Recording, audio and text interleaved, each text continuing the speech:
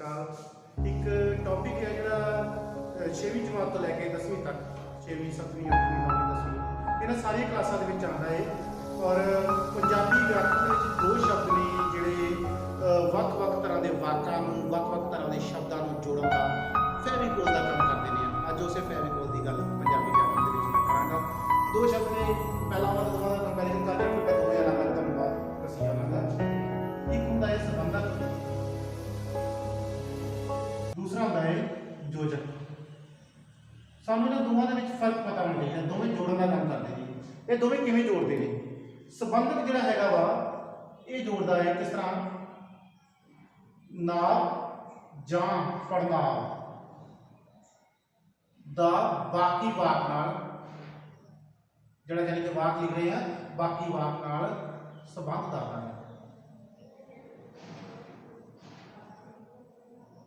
उससे उल्ट दूसरा है योजक। योजक की करता वा दो शब्दां, दो वाकां, दो वाकांशां नूं आपस विच जोड़दा है। भाव दो वाक ने उन्होंने जो जोड़न का, या दो शब्दां नूं जोड़न का, राम अते श्याम, ठीक है, राम अते श्याम ये जोड़न का काम अते कर लिया वा। ठीक है, ये की है वा राम का घर, भाव ए जिहड़ा हैगा वा पड़नाल ਉਹਦਾ दूसरे नाल या पड़नाल या वाक के नाल राम का घर है, ये राम का घर है। ये नाल या पड़नाल का जिहड़ा हैगा वा संबंध का ये घर के नाल जिहड़ा राम का संबंध दस्सण दिया वा, जिहदे नाल या पड़नाल का संबंध बाकी वाक नाल दस्सिया जाए उसनूं संबंधक बोलते हैं। जिहड़ा आजाद तौर पर दो ਵੱਖ-ਵੱਖ शब्दां नूं ਜਾਂ दो ਵੱਖ-ਵੱਖ वाकांशां नूं जोड़न का काम करे उसनूं योजक बोलते हैं। अज असीं आह वाला टॉपिक पहला करांगे, फिर ये उत्ते संबंधक दे इसलिए किस्मां बारे भी गल करांगे। चलते हैं असीं पहला अपने अज के टॉपिक पर, योजक। योजक किवें जोड़दा है और योजक के जोड़न के तरीके की हैं। योजक भाव जोड़ना। जोड़ना किसनूं? दो ਵੱਖ-ਵੱਖ शब्दां,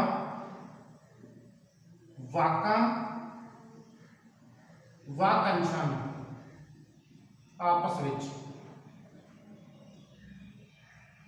जोड़ना।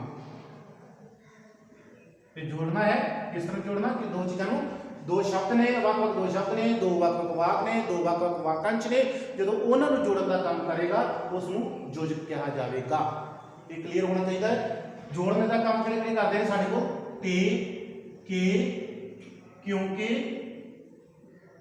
और इस तो अलावा हैगा ये नाले, सगों और पर, और भी बहुत सारे आर, मैं इस करके छड़ देना, और भी बहुत सारे जिहड़े योजक ने वो जोड़ते हैं दो ਵੱਖ-ਵੱਖ शब्दों नूं, दो ਵੱਖ-ਵੱਖ वाकांशां नूं जां दो ਵੱਖ-ਵੱਖ वाकां नूं। पहली किस्म असीं करन जा रहे हैं समान योजक। समान योजक की हुंदा है जदों दो स्वतंत्र आजाद भाव निर्भर नहीं करते एक दूजे के, दो स्वतंत्र बराबर दे वाकां नूं जोड़न का काम करे उसनूं असीं की है समान योजक कहांगे। भाव जे असीं दो वाक जोड़ दिते हैं दोवें आजाद होणगे, भाव दो शब्द जोड़ दिते हैं दोवें आजाद, राम अते श्याम दो अलग अलग इंसान ने। ठीक है, उस तरह ही एक उदाहरण देना, चाह भी पियो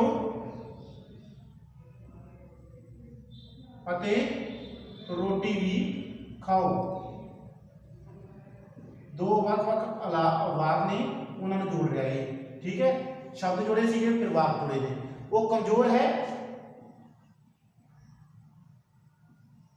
पर डरपोक नहीं। ये दो ਵੱਖ-ਵੱਖ वाकां नूं जोड़िया, दोवें आजाद ने, दोवें एक दूसरे पर डिपेंड नहीं करते। जे तोड़ भी दी दोनों, चाह भी पियो चलो चाह भी पियो, रोटी भी खाओ रोटी भी खाओ, अलग अलग तो ये भी वाक है ये भी वाक है। वो कमजोर है डरपोक नहीं, अलग अलग दो वाक है।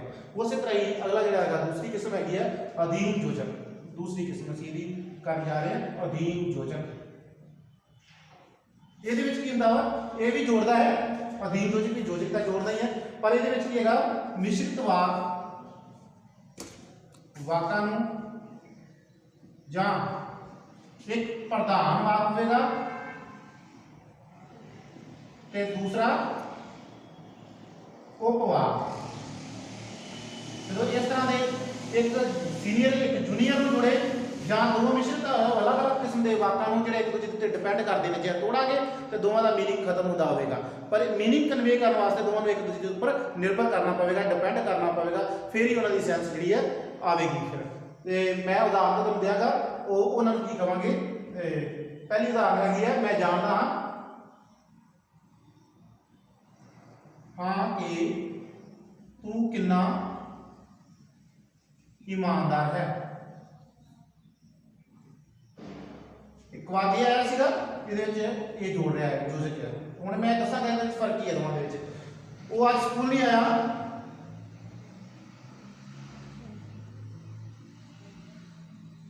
ਕਿਉਂਕਿ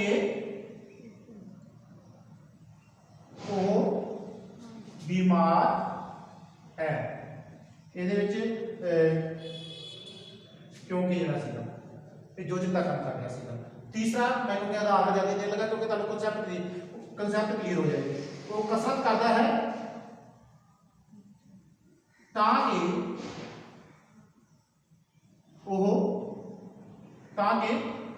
तगड़ा हो सके।